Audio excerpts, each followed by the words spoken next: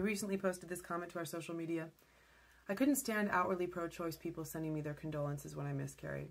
Because of how often I'd seen them dehumanize the unborn when defending abortion, their sympathy felt shallow and more like they were saying, sorry, you're grieving the imaginary. The pro-choice responses to this didn't seem to understand what we were talking about. A lot of the responses talked about how you can, of course, genuinely empathize with someone you care about who's going through something difficult, even if it wouldn't be difficult for you.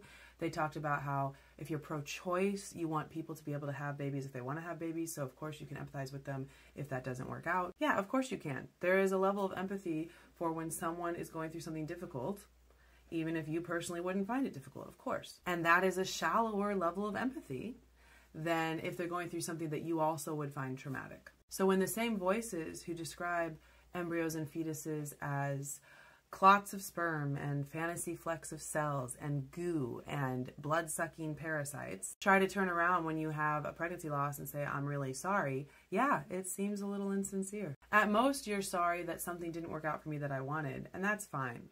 But you're not sorry like I'm grieving the death of my child. Now, to be clear, not all pro-choice people use this kind of rhetoric or these kinds of arguments. For example, there are pro-choice people who say that they recognize embryos as valuable human beings, but they're pro-choice because no person has the right to use your body against your will. That argument is not per se dehumanizing. Just like if you believe that someone who really needs a kidney can't go and take your kidney, that's not dehumanizing them, that's just saying they can't take your kidney, right?